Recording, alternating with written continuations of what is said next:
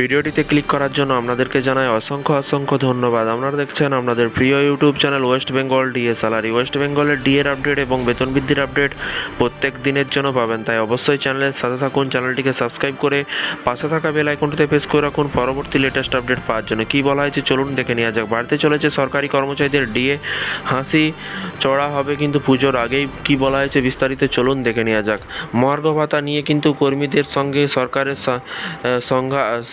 সংঘাত নতুন বিষয় নয়, মানে দ্বন্দ্ব তো কিন্তু লেগেই আছে। এটা কিন্তু নতুন বিষয় নয়, দীর্ঘদিন ধরেই চলে আসছে দুপক্ষের এই বিবাদ। রাজ্যের সরকারি কর্মচারীদের কেন্দ্রীয় হারে মহার্ঘ ভাতা বা বকেয়া মহার্ঘ ভাতার দাবিতে সেই 2022 সালে কলকাতা হাইকোর্টে মামলা করেন এবং সেখানে তাদের পক্ষে এই মামলার রায় দেয় উচ্চ আদালত। কলকাতা হাইকোর্টে মামলা হওয়ার পরও রায় দেয় সরকারি কর্মচারীদের রায় দেয় এবং সেখানে কিন্তু বলা হয় ডিএ দিতে হবে। সেই সিদ্ধান্তকে আবার চ্যালেঞ্জ করে সুপ্রিম কোর্টে পাল্টা মামলা করে রাজ্য সরকার। এই মুহূর্তে শীর্ষ আদালতে ঝুলে রয়েছে মহার্ঘ ভাতা বা ডিএ মামলা। প্রায় 4 মাস পর গত জুলাই মাসে সুপ্রিম কোর্টে এই মামলার শুনানি থাকলেও তা কিন্তু অনির্দিষ্টকালের জন্য কিন্তু পিছিয়ে গিয়েছে। সম্ভবত পুজোর পরে কিন্তু ডিসেম্বর মাসে কিন্তু ওই মামলা আবার শুনানি।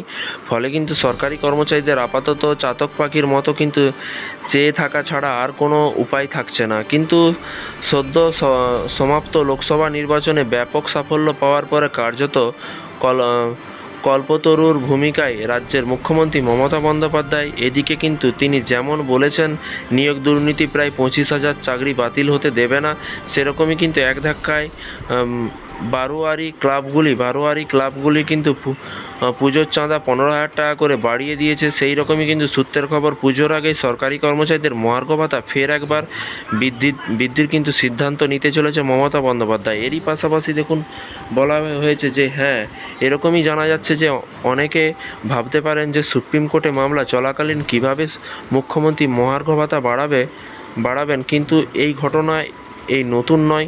এর আগেও কিন্তু চলতি বছরে দুবার ডিএ বৃদ্ধির কথা ঘোষণা করেছে মুখ্যমন্ত্রী। এই মুহূর্তে রাজ্য সরকারি কর্মচারীদের প্রাপ্য ডিএর পরিমাণ 14%।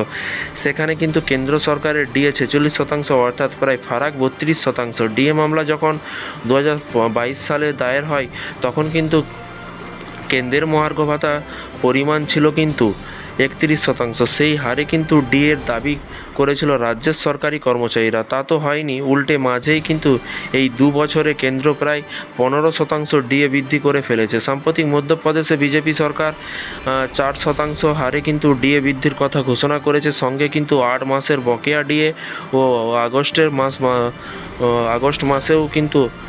মাসের আগেও কিন্তু কর্মচারীদের মিটিয়ে দেওয়া হবে বলে কিন্তু জানিয়েছে। ঠিক সেরকমই কিন্তু সরকারি কর্মীদের মুখে হাসি ফোটাতে পুজোর আগে ডিএ নিয়ে ইতিবাচক সিদ্ধান্ত নেওয়ার পথে মমতা বন্দ্যোপাধ্যায়। তো ফ্রেন্ডস, দেখতেই পাচ্ছেন এখানে কিন্তু এই আর্টিকেলে কিন্তু স্পষ্ট কথা বলা আছে যে মধ্যপ্রদেশ যেরকম জারি করেছে সেরকম কিন্তু এর আগেও কিন্তু মাননীয় মুখ্যমন্ত্রী একাধিকবার ডিএ বৃদ্ধি করেছে। তার কোনো নিয়ম শৃঙ্খলা নেই বা কোনো নিয়ম টাইম কোনো কিছু নেই। মাননীয় মুখ্যমন্ত্রীর মনে হলেই কিন্তু সে ডিএ বৃদ্ধি করতে পারে। তো এই ধরনের রাজ্য সরকারি কর্মচারীদের নতুন আপডেট পেতে চ্যানেলটিকে সাবস্ক্রাইব করে পাশে থাকা বেল আইকনটিতে প্রেস করে রাখবেন পরবর্তী লেটেস্ট আপডেট পাওয়ার জন্য। ভালো থাকবেন, সুস্থ থাকবেন এবং নিজের খেয়াল রাখবেন। Thank you.